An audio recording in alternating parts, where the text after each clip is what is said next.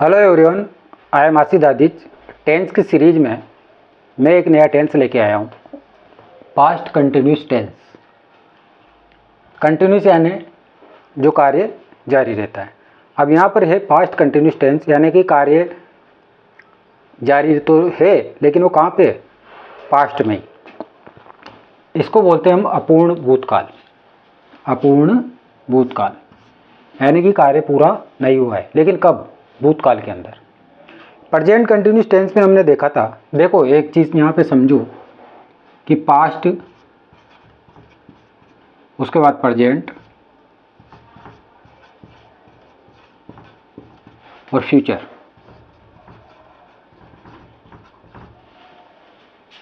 Past, भूतकाल, फिर present और फिर फ्यूचर। यानी कि कार्य भूतकाल में शुरू हुआ लेकिन उसका प्रभाव कहाँ तक नहीं आया, प्रेजेंट तक। यानी कि कार्य तो जारी है लेकिन उसका प्रभाव कहाँ तक नहीं आया, प्रेजेंट तक। तो कौन से टेंस में बनेगा, पास्ट कंटिन्यूस टेंस में। कार्य शुरू भी भूतकाल में हुआ और जारी भी भूतकाल में था तो वो पास्ट कंटिन्यूस टेंस में बनेगा। लेकिन अगर कार्य पास्ट में चालू हुआ और उसका प्रभाव अगर प्रेजेंट तक आ रहा है तो फिर वो टेंस चेंज हो जाएगा, वो प्रेजेंट कंटिन्यूस टेंस के अंतर्गत बनेगा। तो ये थोड़ा सा अंतर है प्रेजेंट कंटिन्यूस टेंस और पास्ट कंटिन्यूस टेंस में। प्रेजेंट कंटिन्यूस टेंस मैंने पढ़ाया था आपको कि कार्य तो भूतकाल में शुरू होगा और उसका वो अभी भी वर्तमान में भी वो कार्य जारी है। लेकिन पास्ट कंटिन्यूस टेंस में कार्य भूतकाल में चालू होगा और वह जारी भी किस में है, भूतकाल में। उसका प्रभाव वर्तमान तक नहीं आया है। तो कौन सी टेंस बनेगा, पास्ट कंटिन्यूस टेंस में। इतना सा तो दोनों टेंस में अंतर है। तो हम आगे चलते हैं कि इसकी पहचान की हम बात करें तो रहा था, रही थी, रहे थे। और मैंने एक बात आपको पहले भी बताई थी कि जितने भी कंटिन्यूस है, पूरे 12 टेंस में 6 कंटिन्यूस है, तो वहाँ पर मेन वर्ब के साथ हमेशा आईएनजी का प्रयोग किया जाएगा। तो यहाँ भी कंटिन्यूस है तो मेन वर्ब में क्या आएगी, आईएनजी। तो पहचान था, रहा था, रही थी, रहे थे। और स्ट्रक्चर हम जब इसको देखते हैं, स्ट्रक्चर सब्जेक्ट, वाज या वर्ब की फर्स्ट फॉर्म के साथ आईएनजी और ऑब्जेक्ट। एक बार और देख लो, सब्जेक्ट, वाज या वर्ब की फर्स्ट फॉर्म के साथ आईएनजी और ऑब्जेक्ट। अब कब तो वाज लगेगा और कब वर लगेगा। तो देखो सिंगुलर के साथ हम वाज का प्रयोग करते हैं और बहुवचन या प्लूरल के साथ हम वर का प्रयोग करते हैं। जैसा कि मैंने पहले ही बताया कि सिंगुलर में कौन कौन आता है, ही, सी, इट या कोई भी नाम हो वो सब सिंगुलर में आते हैं।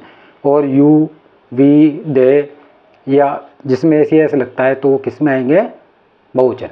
तो वहाँ पर क्या लगेगा, वर। ठीक। अब देखो इसके स्ट्रक्चर की बात करें तो अफर्मेटिव सेंटेंस में, अफर्मेटिव यानी कि साधारण वाक्य, सीता गाना गा रही थी। अब देखो यहाँ पे पहचान क्या है, रही थी। रही थी, मेन वर्ब क्या है यहाँ पर, गाना, और ऑब्जेक्ट भी हमारा क्या है, गाना। तो मेन वर्ब यहाँ पर है गाना यानी कि सिंग। सिंग की सेकंड फॉर्म क्या होगी, सेंग। सिंग की सेकंड फॉर्म क्या होगी, सेंग और संग। ये फर्स्ट फॉर्म है, ये सेकंड फॉर्म है और ये थर्ड फॉर्म। तो हम किसका इस्तेमाल करेंगे, सेंग का। तो बनाते हैं इसको, सीता गाना। तो फर्स्ट फॉर्म में सेंग आ जाएगी यहाँ पर, नहीं, फर्स्ट फॉर्म के साथ आईएनजी। तो सीता फिर यहाँ आ जाएगी वाज और फर्स्ट फॉर्म ये रही, तो फर्स्ट फॉर्म के साथ क्या लग जाएगी, आईएनजी। तो सिंगिंग, गाना यानी कि एक गाना, तो ए सॉन्ग। ठीक, Sita was singing a song. अब इसी का नेगेटिव बनाएंगे।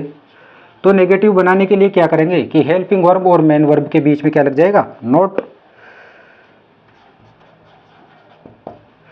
तो सीता वाज नॉट सिंगिंग ए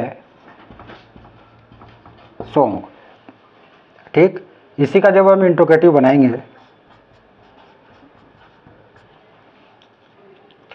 तो ये जो हेल्पिंग वर्ब है वो कहाँ जाएगी, सब्जेक्ट के आगे। Was Sita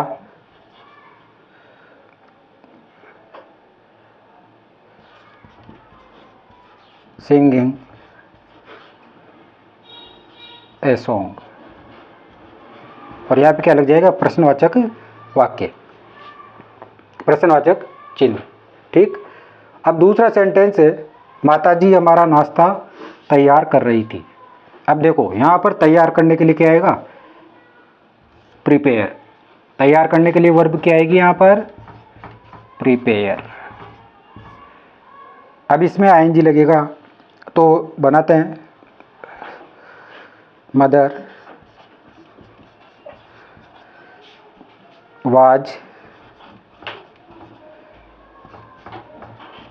preparing our breakfast.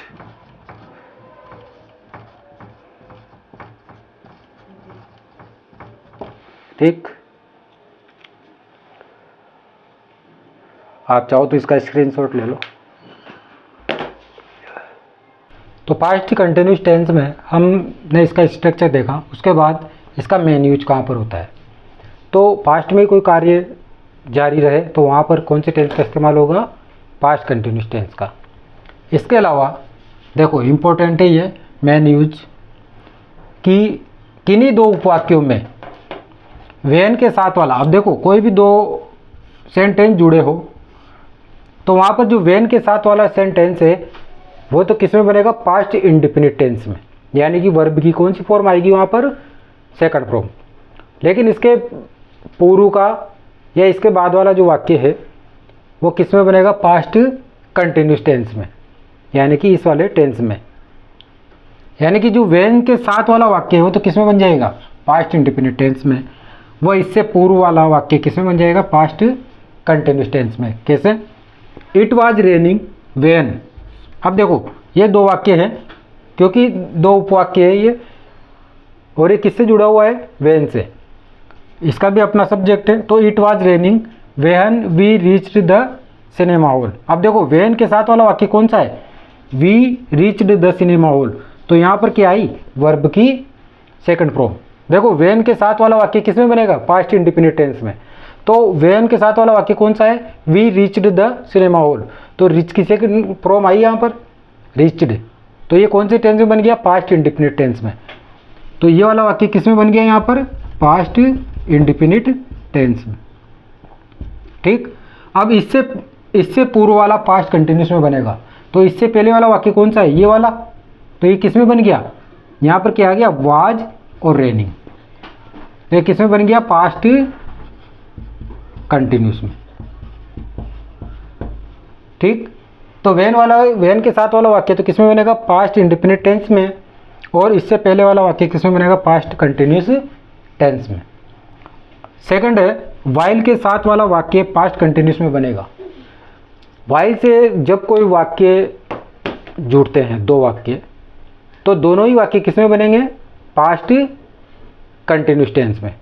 जब भी कोई दो वाक्य वाइल से जुड़ते हैं तो दोनों ही वाक्य किस में बनेंगे, पास्ट कंटिन्यूस टेंस में। अगर आपको दे रखा हो वाइल आई वाज स्टडिंग और इधर ये बरवा रखी हो, तो वाइल देखो यहाँ पर क्या है, वाइल, और वाइल से दो वाक्य जुड़ रहे हैं, सी वाज प्लेइंग और आई वाज स्टडिंग। तो ये किससे जुड़ रहे हैं, किससे, ये कंजक्शन है, किससे जुड़ रहे हैं, वाइल से। तो ये वाला वाक्य किससे में बन रहा है, आई वाज स्टडिंग, तो पहले वाला वाक्य भी किस में बनेगा, पास्ट कंटिन्यूस में। तो सी वाज प्लेइंग यानी कि वो खेल रही थी, जबकि आई वाज स्टडिंग में पढ़ाई कर रहा था।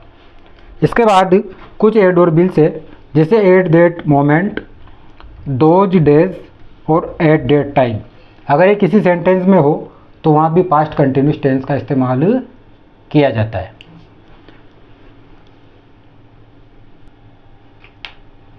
अब कुछ सेंटेंस यहाँ पर है। तो पहला सेंटेंस है Ram was living in Kota those days.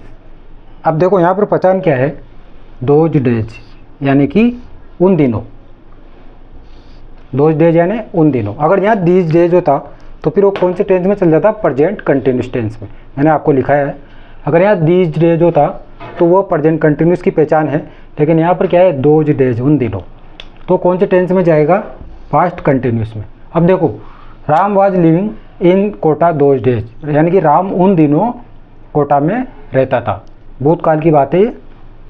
दूसरा है वाइल मनोज ये Mohan was painting Sohan was playing football. यानी कि अब देखो मैंने आपको बताया कि वाइल से जब दो वाक्य जुड़ते हैं तो दोनों ही किस में बनेंगे, अधिकतर दोनों ही वाक्य पास्ट कंटिन्यूस में बनेंगे। लेकिन अगर कोई सेंटेंस है उसका अर्थ अलग निकल रहा हो तो फिर वहाँ पर थोड़ा सा टेंस चेंज हो जाता है, वो मैं आपको आगे बताऊंगा। तो वाइल मोहन वाज प्लेइंग, तो ये कौन से टेंस में आ गया, पास्ट कंटिन्यूस में। इधर भी सोहन वाज प्लेइंग, उसी समय पे सोहन क्या कर रहा था, फुटबॉल खेल रहा था। तो ठीक है, दोनों सेंटेंस आपको समझ में आए होंगे। तो वीडियो देखने के लिए धन्यवाद। मिलते हैं next tense past perfect tense के साथ। Thank you.